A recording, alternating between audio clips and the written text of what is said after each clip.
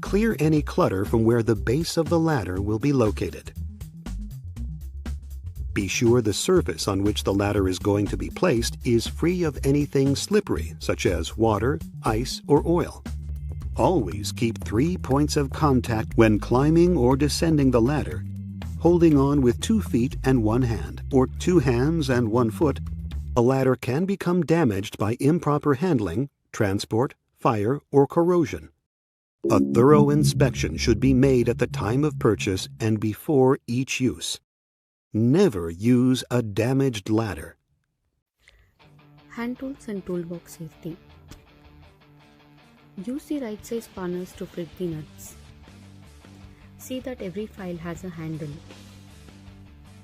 Avoid chisels and punches which mushroom heads. Keep hammer heads tightly wedged on their shafts. Renew wooden handles that are splits. Keep the edges of cutting tools sharp. Keep hand behind the cutting edges when working. Do not use screwdrivers on work held in the hand. Keep tools in the box or rack when not in use. Protect sharp edges of tools that are to be stored or carried.